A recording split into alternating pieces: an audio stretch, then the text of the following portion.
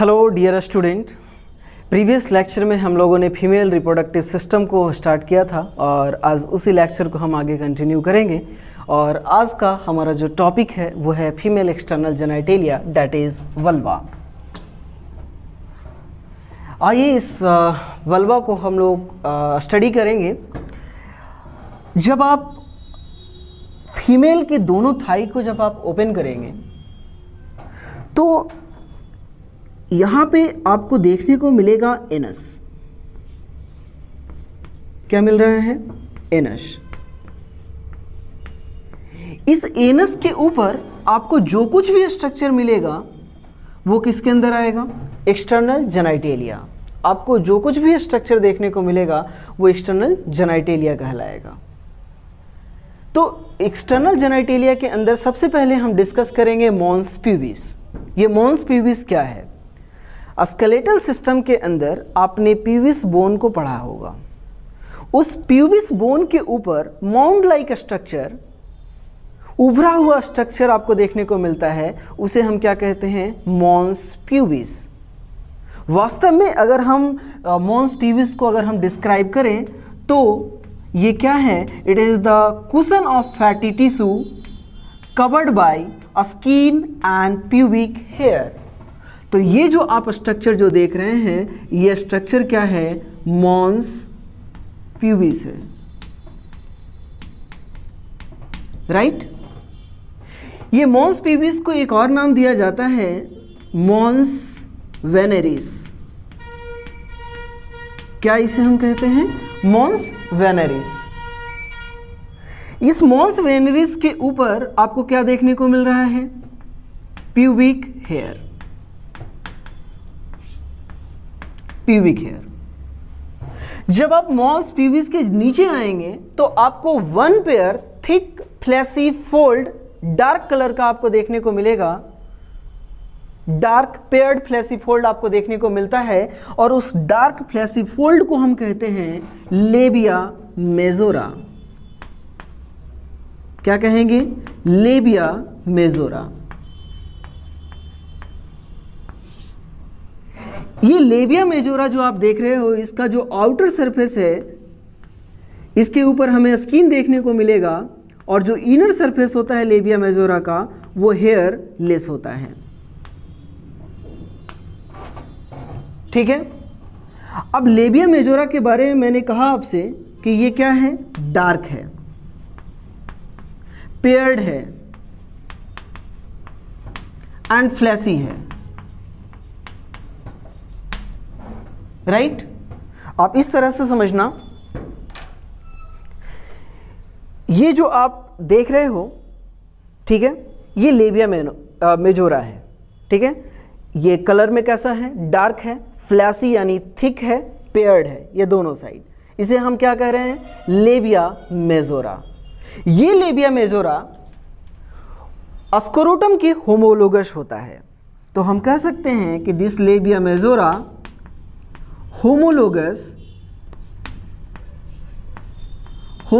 to scrotum,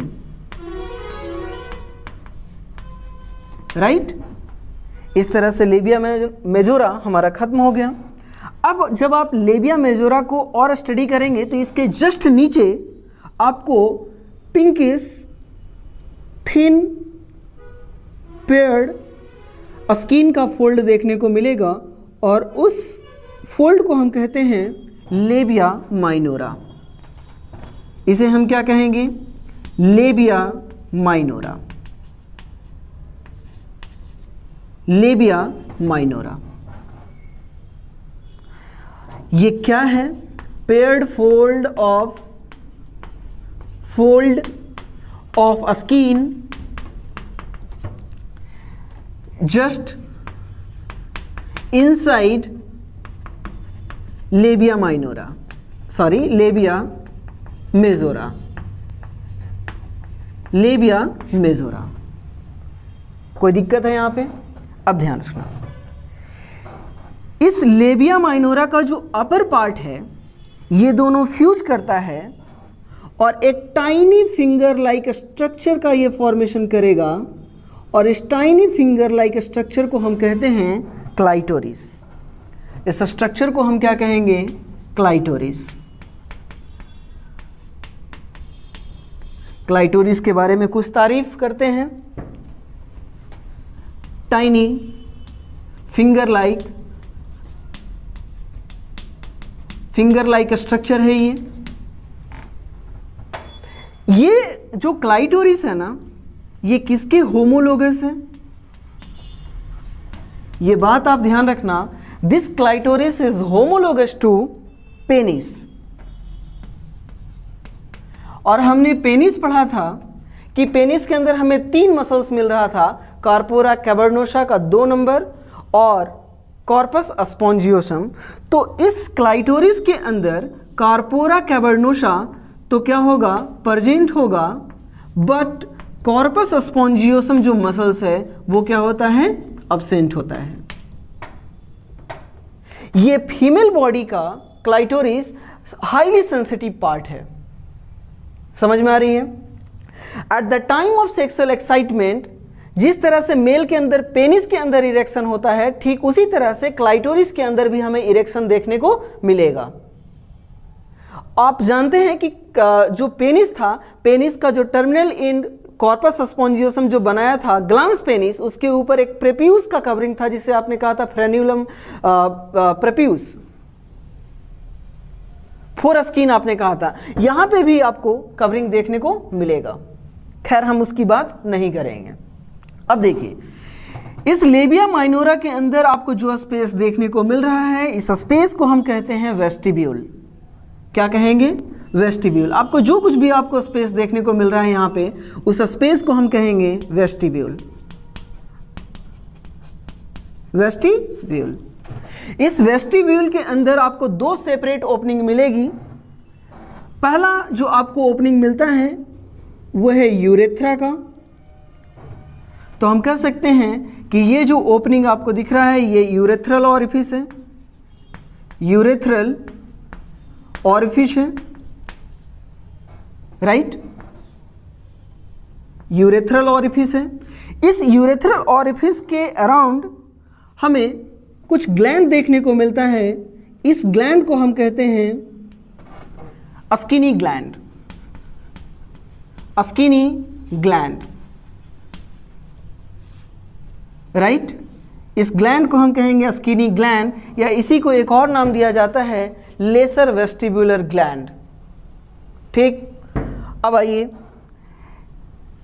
इस vestibule के lower side पे आपको एक और ओपनिंग मिलेगा। इस ओपनिंग का नाम है वेजाइना। वेजाइनल ऑरिफिस आपको मिलेगा। Vaginal orifice, vaginal orifice. इस वेजाइनल ऑरिफिस के लैटरल साइड में आपको 2 ग्लैंड का ओपनिंग देखने को मिलता है जिसे हम कहते हैं बार्थोलिन ग्लैंड। ये जो ग्लैंड आपको देखने को मिल रहा है, ग्लैंड का ओपनिंग, इसे हम क्या कह रहे हैं? Bartholin gland. This gland is homologous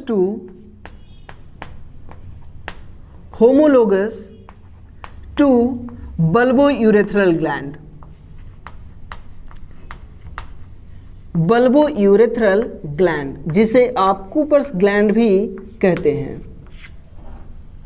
इस ग्लैंड का काम क्या है? तो during sexual excitement this gland release a fluid, और वो फ्लूइड क्या करता है कि वेजाइना को लुब्रिकेट करने का काम करेगा। समझ में आ रही है बातें? तो सेक्सुअल एक्साइटमेंट के टाइम पे बार्थोलिन ग्लैंड फ्लूइड का सिक्रीशन करेगा और वो फ्लूइड वेजाइना को लुब्रिकेट करेगा। ठीक है, कितना पेयर है ये बार्थोलिन ग्लैंड? 1 पेयर। किसके होमोलोगस है? बल्बोयूरेथ्रल ग्लैंड का, या आप कह सकते हैं कूपर्स ग्लैंड का। एक और ग्लैंड मैंने यहां पे पढ़ाया, skinny gland. This skinny gland is homologous to prostate gland of male।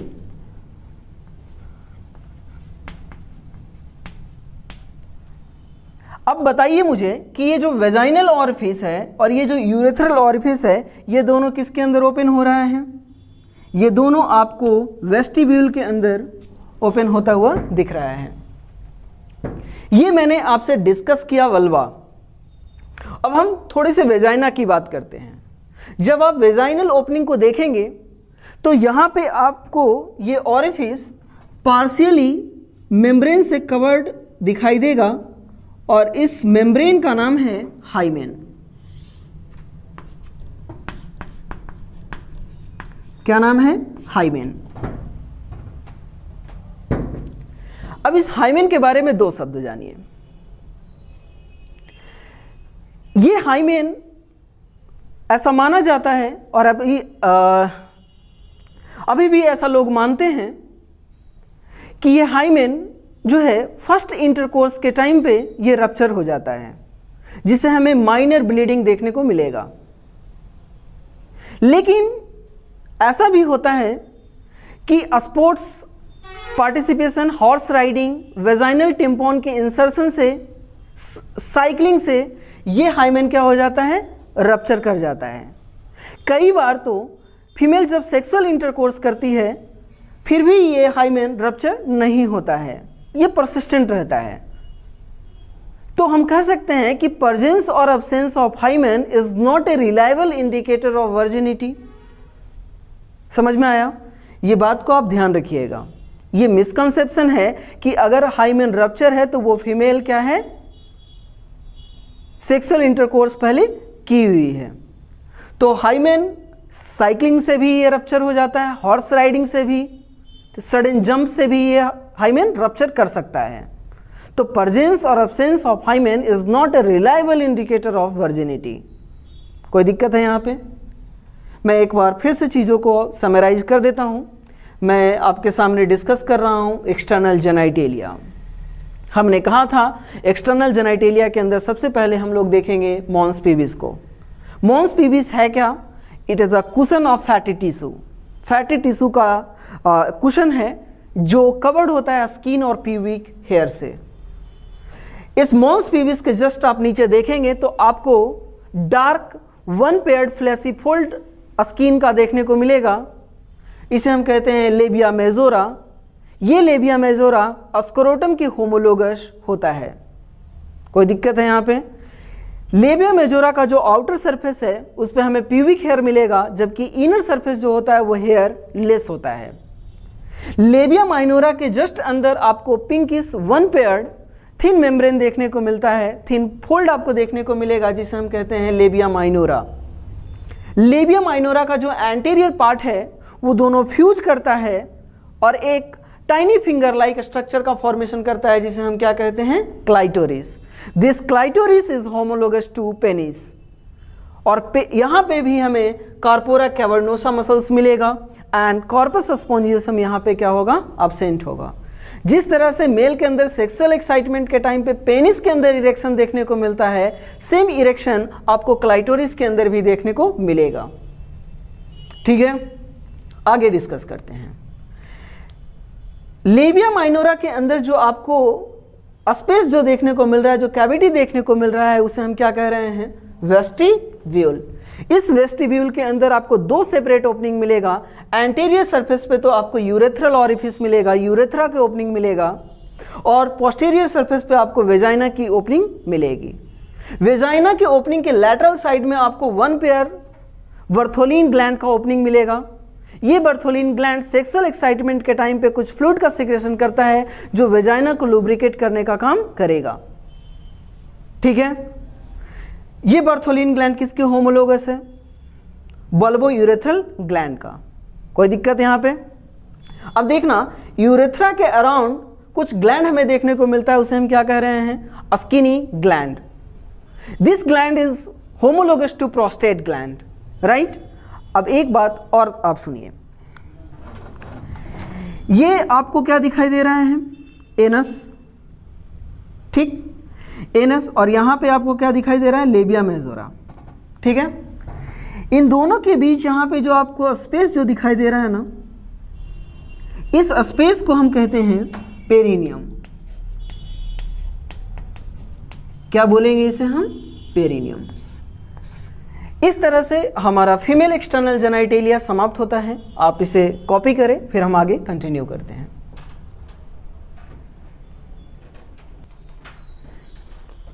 Now अब हम लोग फीमेल रिप्रोडक्टिव सिस्टम का लास्ट टॉपिक डिस्कस करेंगे, दैट इज ब्रेस्ट।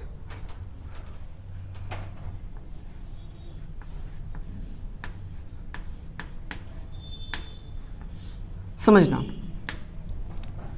ब्रेस्ट क्या है। डेवलप्ड मैमरी ग्लैंड को ही हम क्या कहते हैं? ब्रेस्ट कहते हैं। अब जो मैमरी ग्लैंड है ये आपको मेल के अंदर भी मिलेगा और मैमरी ग्लैंड आपको फीमेल के अंदर भी मिलेगा। लेकिन फीमेल के अंदर क्या होता है कि under the influence of sexual hormone this mammary gland developed into breast. ठीक है, उसी को हम क्या कहेंगे? ब्रेस्ट। लेकिन मेल के अंदर मैमरी ग्लैंड का डेवलपमेंट नहीं हो पाता है क्योंकि इसके अंदर फीमेल सेक्स हार्मोन नहीं है, तो इसे हम क्या कहेंगे? मैमरी ग्लैंड है। मैमरी ग्लैंड तो दोनों के अंदर प्रेजेंट है। अब समझना, मेल के अंदर जो मैमरी ग्लैंड है वो इनएक्टिव है, ठीक है, लेकिन फीमेल के अंदर जो मैमरी ग्लैंड है वो कैसा है? Active mammary gland. समझ में आया? तो breast is a paired structure और ये है क्या? डेवलप्ड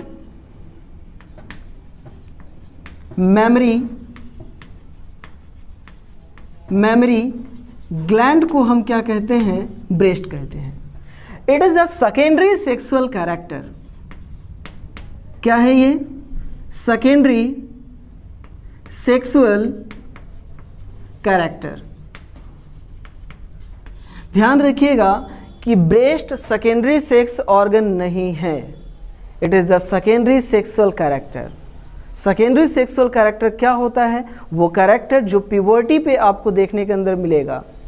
जैसे ही कोई मेल या फीमेल प्यूबर्टी एज को अटेन करता है और उसके बॉडी के अंदर जो चेंजेस देखने को मिलता है वो कैरेक्टर को हम क्या कहते हैं? Secondary sexual character. तो जो ब्रेस्ट है ये सेकेंडरी सेक्सुअल कैरेक्टर है, ना कि सेकेंडरी सेक्स ऑर्गन है। ठीक है, अब सुनना, जो मैमरी ग्लैंड है ना, इसके बारे में थोड़ी सी बात आप समझना। It is the characteristic feature of mammals. Functional mammary gland, mammary gland आप इस साइड लिखें, फंक्शनल मैमरी ग्लैंड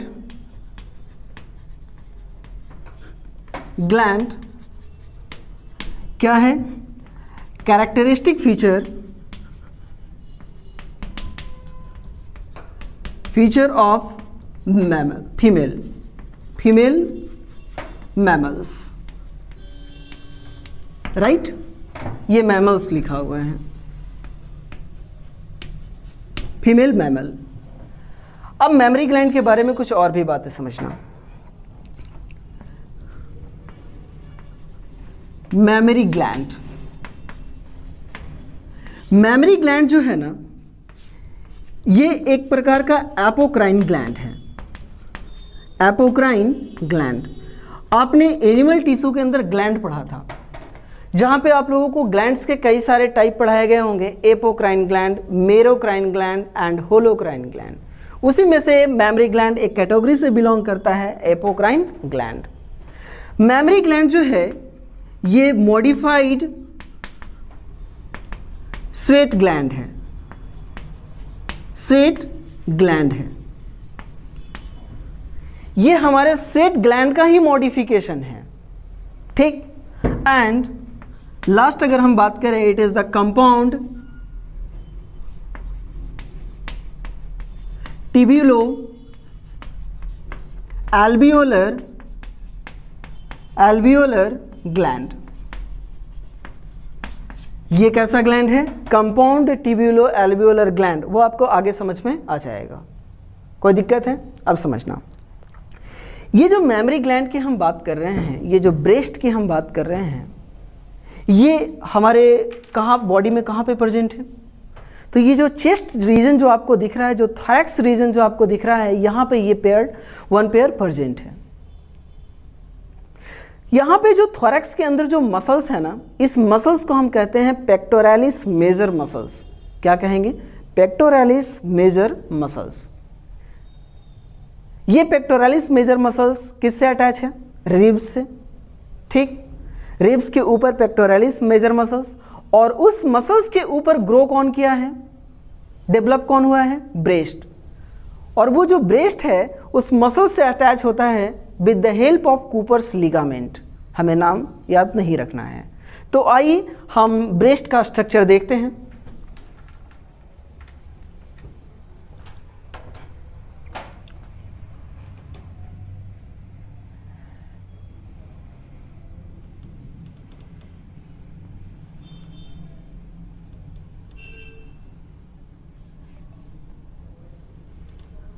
ये जो आप देख पा रहे हैं स्ट्रक्चर, ये मैं रिब्स बना रहा हूँ। रिब्स आपको ऐसा इसलिए दिख रहा है क्योंकि हम जो सेक्शन आपको दिखा रहे हैं मैमरी ग्लैंड का, वो सेक्शन लैटरल व्यू को हम शो करेंगे।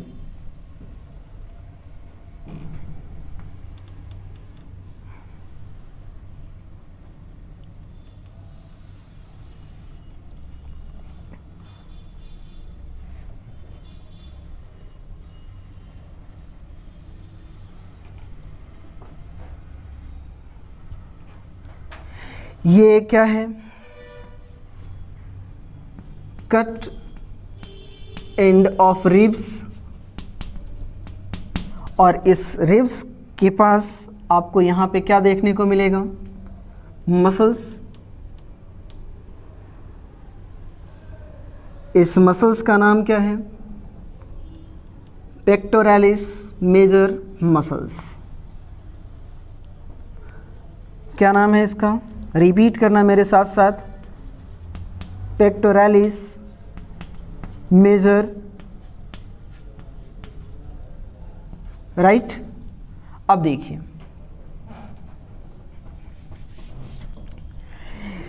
ये जो हम सेक्शन देख रहे हैं यहाँ पे,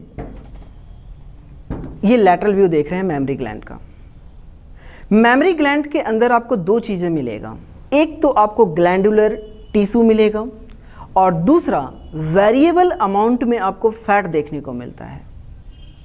ठीक, जो ग्लैंडुलर टिश्यू प्रेजेंट है मैमरी ग्लैंड के अंदर, उस ग्लैंड को 15 से 20 छोटे छोटे लोब्स के अंदर डिवाइड कर दिया गया है।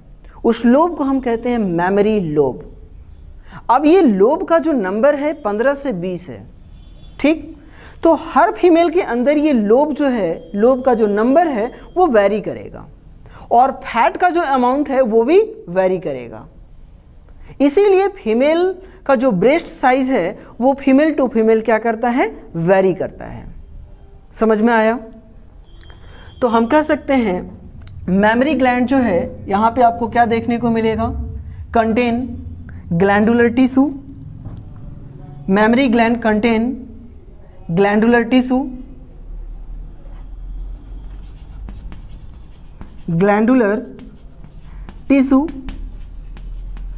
एंड आपको क्या मिलेगा? Variable amount, variable amount of fat आपको मिलता है। ठीक है, अब ये जो ग्लैंडुलर टिश्यू है, डिवाइड कर दिया गया है इसे, divided into 15 to 20 memory lobes के अंदर, राइट। अब आइए यहां पे ड्रॉ करते हैं। ये जो आप देख रहे हो, ये मैं फैट को बना रहा हूं। ये ब्रेस्ट के अंदर फैट का डिपोजिशन आप देख रहे हैं।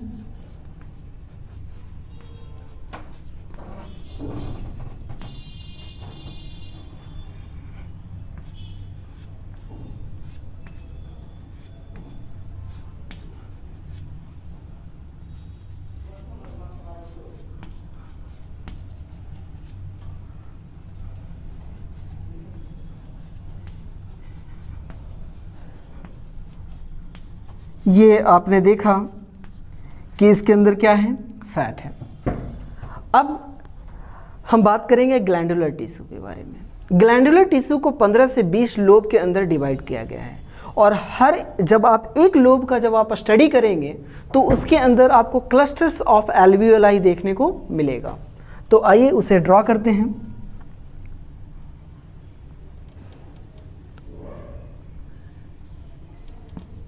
ये एल्वियोलाई, ये एल्वियोलाई जो है ये ओपन होता है एक ट्यूब के अंदर जिसे हम कहते हैं मेमरी टिब्यूल।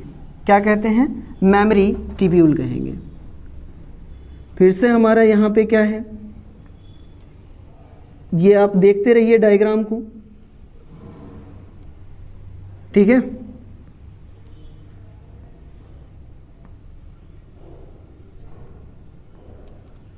ये और एल्वियोलाई, यहाँ पे आपको क्या देखने को मिल रहा है, क्लस्टर्स ऑफ एल्वियोलाई। हर एक एल्वियोलाई अपने एक डक्ट के अंदर, अपने एक ट्यूब के अंदर ओपन होता है। इस ट्यूब को हम कहते हैं मेमरी टिब्यूल। क्या कहते हैं, मेमरी टिब्यूल। मैं लेवल भी साथ के साथ करते चलूँगा। ये जो आप देख रहे हैं ये क्या है, मेमरी एल्वियोलाई। क्या है ये, एल्वियोलाई। ये जो एल्वियोलाई है ये एक डक्ट के अंदर, एक ट्यूब के अंदर ओपन हुआ है।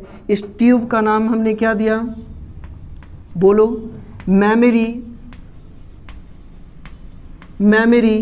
टिब्यूल। ये जो मेमरी टिब्यूल है, ये जो भी आपको मेमरी टिब्यूल्स आपको देखने को मिल रहा है यहाँ पे, ये सारे ट्यूब जो हैं एक कॉमन डक्ट के अंदर ओपन होता है। इस डक्ट को हम कहते हैं मेमरी डक्ट। क्या कहेंगे इसे हम, मेमरी डक्ट। Mammary duct. अब ये जो मेमरी डक्ट है ये क्या होता है, यहाँ पे ये स्वेल करके एक फुल्ला फुल्ला स्ट्रक्चर बनाएगा जिसे हम कहते हैं मेमरी एम्पुला। Mammary ampulla. अब ये जो एम्पुला है एक डक्ट के अंदर फिर से ये कंटिन्यू होगा और जिसे हम कहते हैं लैक्टिफेरस डक्ट। क्या कहेंगे इसे हम, लैक्टिफेरस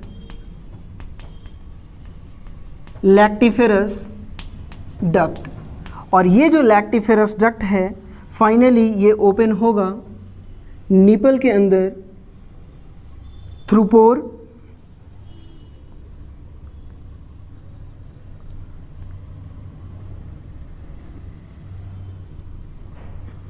ये आप देख सकते हो, ये जो आपको दिख रहा है स्ट्रक्चर, ये क्या है, निपल। क्या है ये, निपल है। समझ में आई बात।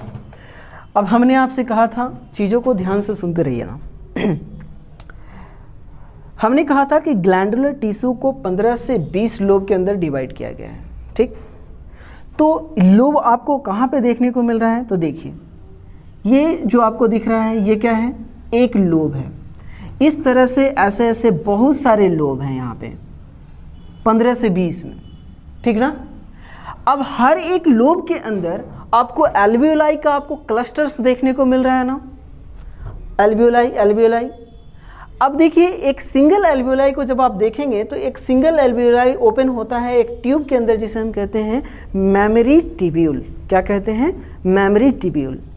सारे एल्वियोलाई से जो ट्यूब निकल रहा है ये कंबाइन होकर के एक डक्ट के अंदर ओपन होगा जिसे हम कहते हैं मेमरी डक्ट। यही मेमरी डक्ट आगे चल के डायलेट करता है जिसे हम क्या कहते हैं, मेमरी एम्पुला, जहाँ पे मिल्क क्या होगा, स्टोर होगा। अब ये जो एम्पुला है ये कंटिन्यू हो जाता है कॉमन डक्ट के अंदर जिसे हम कहते हैं लैक्टिफेरस डक्ट। और ये लैक्टिफेरस डक्ट जो है ये पोर के द्वारा क्या होगा, निपल से होते हुए ये बाहर ओपन हो जाता है। कोई दिक्कत? अगर आपसे कोई मिल्क का पाथवे अगर पूछता है कि मिल्क का पाथवे क्या है तो आप क्या जवाब दोगे? तो ध्यान सुनना, मिल्क का जो फॉर्मेशन है वो कहाँ हुआ, एल्वियोलाई के अंदर, ठीक। एल्वियोलाई से मिल्क कहाँ आया? मेमरी ट्यूब्यूल के अंदर। मेमरी ट्यूब्यूल से मिल्क कहाँ आया? मेमरी डक्ट के अंदर। मेमरी डक्ट से मिल्क कहाँ आया? मेमरी एम्फुला के अंदर, ठीक है। मेमरी एम्फुला से मेमरी लैक्टिफेरस डक्ट, और लैक्टिफेरस डक्ट से होते हुए ये निपल के अंदर क्या हो जाएगा? पोर के द्वारा ओपन हो जाएगा। कोई दिक्कत है यहाँ पे? अब समझना, जब आप निपल को देखेंगे तो निपल के अराउंड आपको डार्क पिगमेंटेड एरिया आपको देखने को मिलेगा। ये आप देखिए, मैं येलो कलर से बना रहा हूँ। यहाँ पे जो डार्क पिगमेंटेड एरिया जो आपको देखने को मिल रहा है, इस एरिया को हम कहते हैं एरियोला। एरियोला ये है क्या? डार्क पिगमेंटेड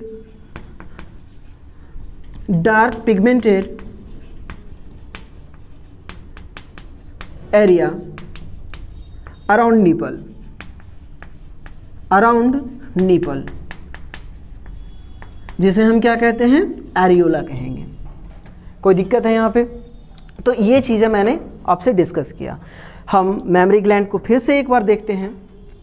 हमने कहा कि फीमेल फंक्शनल मेमरी ग्लैंड जो होता है, ये कैरेक्टरिस्टिक फीचर है मैमल्स का, फीमेल मैमल का, ठीक। इसके बाद हमने कहा कि मेमरी ग्लैंड एपोक्राइन ग्लैंड की तरह वर्क करता है। It is the modified sweat gland, it is the compound tubulo alveolar gland. अब इसके बारे में देख लेते हैं। हमने कहा कंपाउंड ट्यूब्यूलो एल्वियोलर ग्लैंड, तो यहाँ पे आपको ट्यूब्स भी देखने को मिल रहा है, एल्वियोलाई देखने को मिल रहा है, इसलिए हम क्या कहते हैं? कंपाउंड ट्यूब्यूलो एल्वियोलर ग्लैंड, ठीक है। इसके बाद मैंने आपको सेक्शन दिखाया। हमने कहा कि ये जो हमारा ब्रेस्ट है, फीमेल ब्रेस्ट है, ये पेक्टोरालिस मेजर मसल से अटैच होता है with the help of Cooper's ligament, ठीक। अब यहाँ पे जो भी चीज़ फील्ड है, दो चीज़ें आपको मिलेगा, एक तो ग्लैंडुलर टिश्यू और दूसरा वेरिएबल अमाउंट ऑफ फैट, ठीक। ग्लैंडुलर टिश्यू को 15 से 20 लोब के अंदर डिवाइड कर दिया गया है। ये आप एक सिंगल लोब देख सकते हैं, ऐसे ऐसे 15 से 20 लोब होंगे यहाँ पे। हर एक लोब के अंदर आपको एल्वियोलाई का क्लस्टर्स मिलेगा। एक एल्वियोलाई ओपन होता है मेमरी ट्यूब्स के अंदर, मेमरी ट्यूब्यूल्स के अंदर। ये मेमरी ट्यूब्यूल्स, जितने भी मेमरी ट्यूब्यूल्स अराइज हो रहे हैं एल्वियोलाई से, वो सारे कॉमन डक्ट के अंदर ओपन होगा, जिसे हम कहेंगे मेमरी डक्ट, ठीक। बाकी आगे की कहानी आप जानते हैं, ठीक है। फिर हम आगे कंटिन्यू करेंगे। आप इसे देखते रहिए कि यहाँ पे मिल्क का जो फॉर्मेशन है वो किस तरह से होगा, मिल्क का जो इजेक्शन है वो यहाँ से किस तरह से होगा, ये सारी बातें हम डिस्कस करते हैं। समझना, मैंने क्या किया कि यहाँ से एक एल्वियोलाई को मैंने बाहर निकाला। ये देखिए, मैंने एल्वियोलाई को बाहर निकाल लिया। इस एल्वियोलाई जो है ये ओपन होता है मेमरी ट्यूब्यूल्स के अंदर। कहाँ ओपन होता है? मेमरी ट्यूब्यूल्स के अंदर ये ओपन होता है। अब देखना,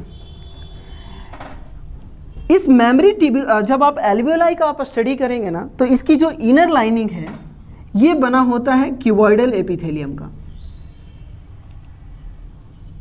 किसका बना हुआ है ये? क्यूबॉइडल एपिथेलियम का, ठीक है। अब आपसे पूछा जाता है कि इस एल्वियोलर डेवलपमेंट के लिए कौन सा हार्मोन है जो रिस्पॉन्सिबल होता है। तो समझना, एस्ट्रोजेन जो है,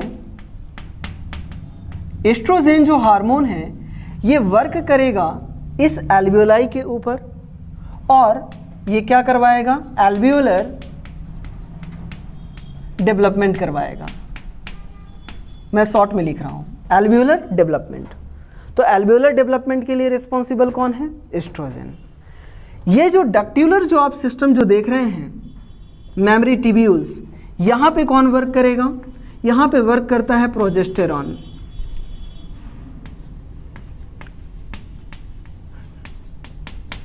प्रोजेस्टेरॉन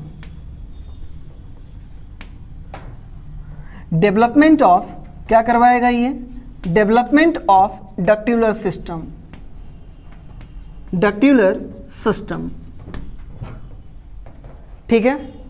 इसके अलावा कुछ और भी हार्मोन हैं, जैसे आपको यहाँ पे देखने को मिलेगा प्रोलैक्टिन।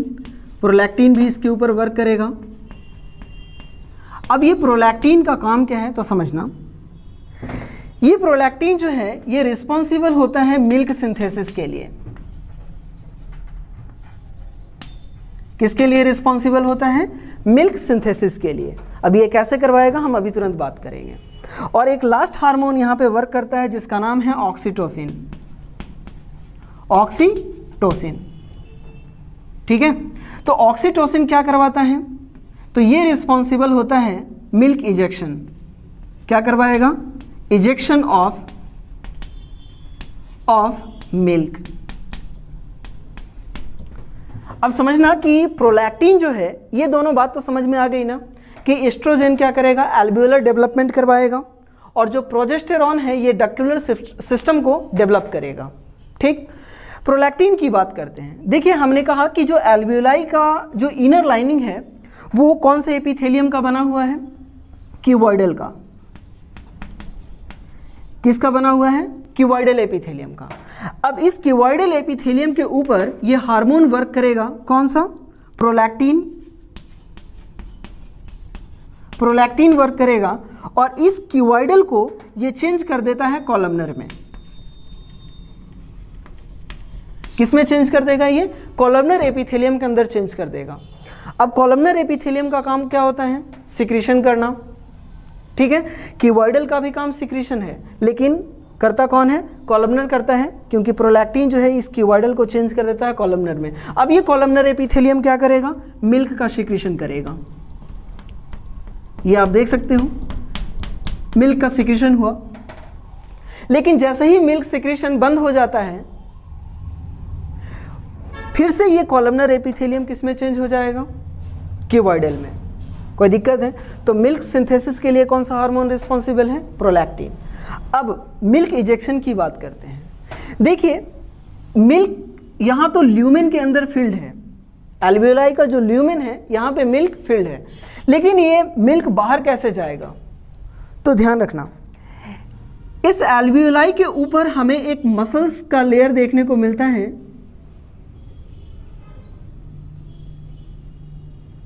ठीक है। इस लेयर का नाम है मायो एपिथेलियम।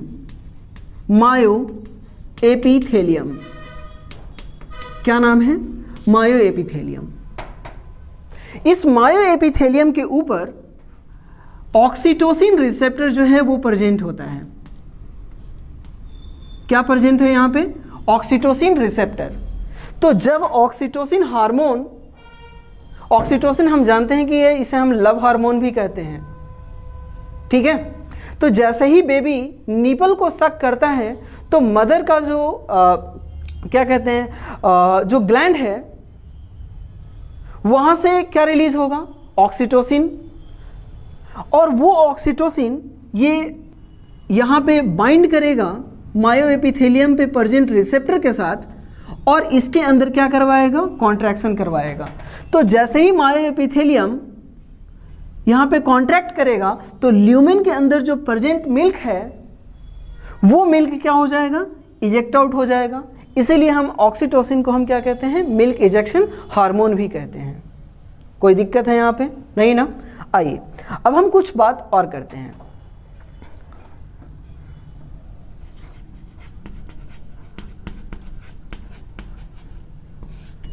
देखिए जब बेबी का डिलीवरी होता है तो बेबी की डिलीवरी के टाइम पे और कुछ दिन तक जो गाढ़ा पीला दूध रिलीज होता है उस मिल्क को हम कहते हैं कोलेस्ट्रम। क्या कहेंगे? कोलेस्ट्रम। ये कब रिलीज होता है? तो initial few day of lactation. Baby के पार्चुरेशन के बाद जो गाढ़ा पीला दूध रिलीज होता है उसे हम क्या कहते हैं? कोलेस्ट्रम।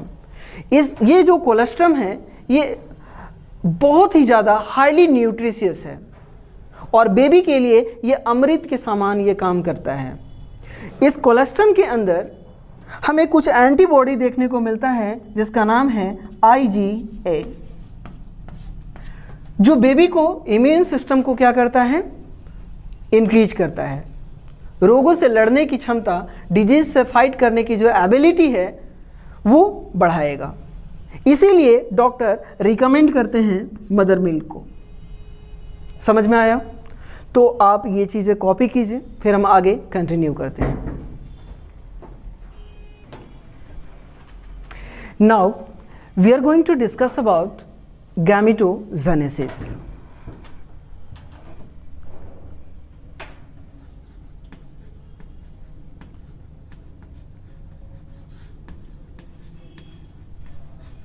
गैमेटोजेनेसिस, देखिए आप टर्म को समझिए, बायोलॉजी अपने आप समझ में आ जाएगा। जेनेसिस का मतलब होता है फॉर्मेशन, और किसका जेनेसिस? गैमेट। तो गैमेट के फॉर्मेशन को हम क्या कहेंगे? गैमेटोजेनेसिस कहेंगे। अगर फॉर्मेशन स्पर्म का हो रहा है तो उसे हम कहेंगे स्पर्मेटोजेनेसिस। अगर फॉर्मेशन स्पर्म का होगा तो उसे हम कहेंगे स्पर्मेटोजेनेसिस, और अगर फॉर्मेशन ओवम का हो रहा है तो उसे हम कहेंगे oogenesis। क्या कहेंगे? oogenesis कहेंगे। बात समझ में आई? गैमेटोजेनेसिस का मतलब क्या है? Formation of gamete. अगर स्पर्म का होगा तो उसे हम स्पर्मेटोजेनेसिस कहेंगे, और अगर ओवम का फॉर्मेशन होगा तो उसे हम oogenesis कहेंगे। राइट? अब देखिए, गैमेटोजेनेसिस की अगर हम बात करें तो ये 3 फेज में कंप्लीट होता है। कितने फेज में कंप्लीट होता है? 3 फेज में। पहला जो फेज है जिसे हम कहते हैं मल्टीप्लिकेशन फेज। गैमेटोजेनेसिस हमें 3 फेज में कंप्लीट होगा। पहला फेज है मल्टीप्लिकेशन फेज, दूसरा जो फेज है जिसे हम कहते हैं ग्रोथ फेज, और जो तीसरा फेज है जिसे हम कहते हैं मैच्योरेशन फेज। समझ में आई बात? अब एक एक करके हम डिस्कस करते हैं। देखिए, पहला phase multiplication phase. Multiplication phase नाम से ही पता चल रहा है कि यहाँ पे जो सेल्स है वो अपना नंबर को क्या करेगा? इंक्रीज करेगा। Increase in number of cells, that is हम कह सकते हैं कि यहाँ पे क्या हो रहा है? सेल्स का जो नंबर है वो इंक्रीज हो रहा है। और किसी भी सेल्स के नंबर को इंक्रीज करने के लिए हमें कौन से डिवीज़न की ज़रूरत पड़ती है, कौन से सेल डिवीज़न की ज़रूरत पड़ती है? तो हम जानते हैं कि माइटोसिस। तो बताइए, मल्टीप्लिकेशन फेज के अंदर कौन सा सेल डिवीज़न होगा? माइटोसिस, जिससे सेल्स का नंबर क्या होगा? इंक्रीज होगा। जो हमारा दूसरा फेज है जिसका नाम है ग्रोथ फेज, नाम से ही पता चल रहा है ग्रोथ, यानी यहाँ पे साइज का जो साइज है सेल का वो क्या हो रहा है? इंक्रीज हो रहा है। तो हम कह सकते हैं increase in size, that is enlargement.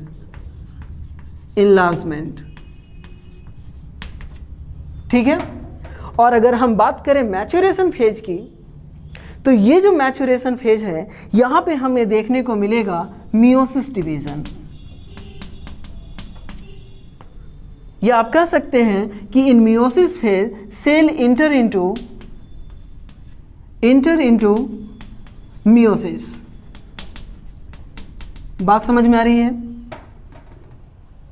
तो गैमेटोजेनेसिस को 3 फेज में डिवाइड किया गया, मल्टीप्लिकेशन, ग्रोथ एंड मैच्योरेशन, चाहे वो स्पर्मेटोजेनेसिस हो या oogenesis। ये दोनों जो हमारा स्पर्मेटोजेनेसिस है या oogenesis है, ये दोनों के अंदर हमें 3 फेज हमें देखने को मिलेगा। मल्टीप्लिकेशन फेज के अंदर अपना सेल्स अपने नंबर को इंक्रीज करेगा, ग्रोथ के फेज के अंदर अपने साइज को इंक्रीज करेगा, और मैच्योरेशन के अंदर हमें मियोसिस डिवीजन हमें देखने को मिलेगा। ठीक है?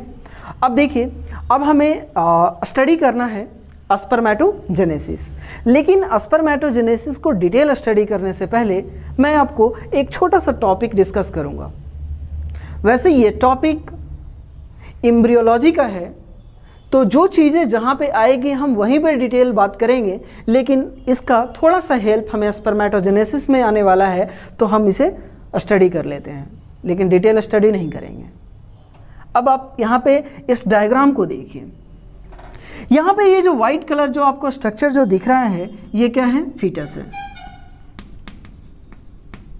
क्या है ये? फीटस। और इस फीटस के अंदर हमारे पास यहाँ पे क्या है? फीटस का गोनैड। क्या है जी? गोनैड।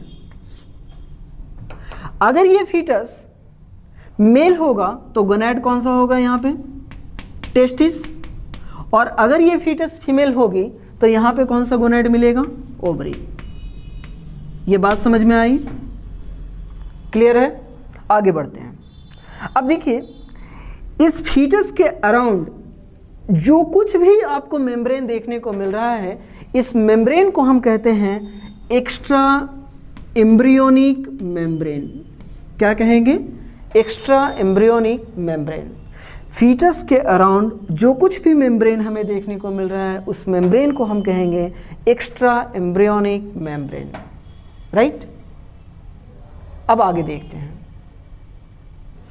इसी एक्स्ट्रा एम्ब्रियोनिक मेम्ब्रेन में हमारा एक मेम्ब्रेन है, आप देख सकते हो, जिसका नाम है यॉर्क सैक। क्या नाम है? Yolk sac. ठीक? इस यॉर्क सैक के अंदर हमें एक सेल देखने को मिलता है।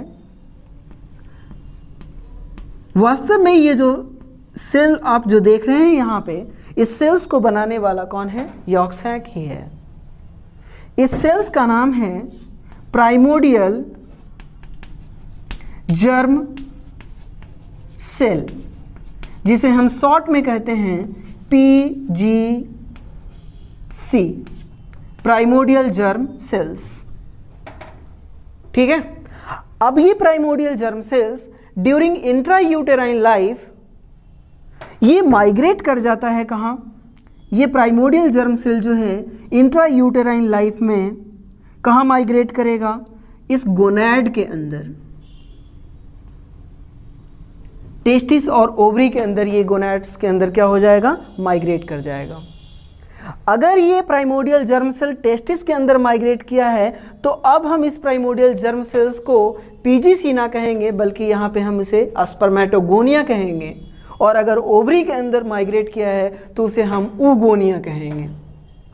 चीज़ें समझ में आ रही है ना? अब आपके सामने एक टर्म आया, इंट्रायूटेराइन लाइफ। ये क्या होता है? देखिए, जब फीटस का डेवलपमेंट मदर के यूट्रस के अंदर जब चल रहा होता है, तो उस लाइफ टाइम को, उस ड्यूरेशन को हम कहते हैं इंट्रायूटेराइन लाइफ। कोई दिक्कत है यहाँ पे? तो इस चीज़ को हम आउटलाइन के द्वारा हम थोड़ा समझ लेते हैं। ठीक है? तो देखिए, मैं इसे मिटा देता हूँ, समझना। मैं इसी चीज़ को मैं आउटलाइन के द्वारा समझाऊंगा। आपने देखा कि यॉर्क सैक जो था, इसके अंदर बताइए क्या बना? Primordial germ cells. ठीक है? फुल फॉर्म में लिख दिया हूँ। इसको बनाता कौन है? तो formed by extra embryonic mesoderm of yolk sac. Yolk sac का जो मेसोडर्म है, यानी हम कहें कि जो PGC को जो बनाने वाला है वो कौन है? यॉर्क सैक है। अब ये जो यॉर्क सैक है, ये माइग्रेट करेगा, माइग्रेट इन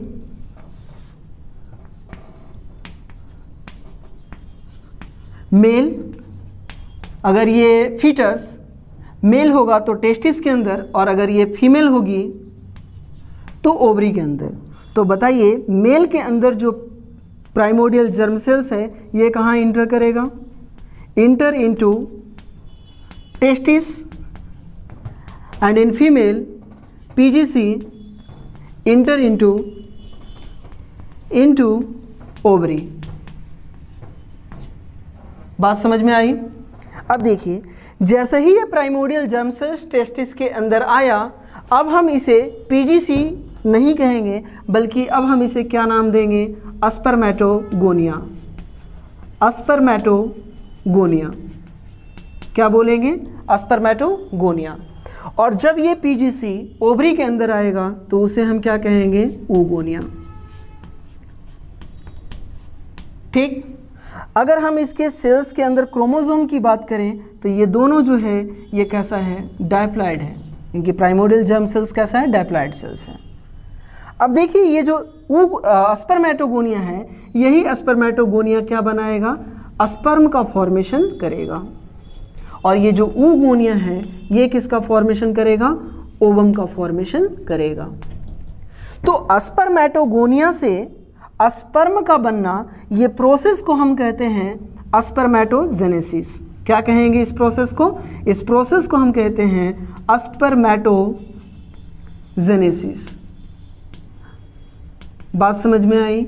और oogonia से ओवम का बनना, ये प्रोसेस को हम कहते हैं oogenesis।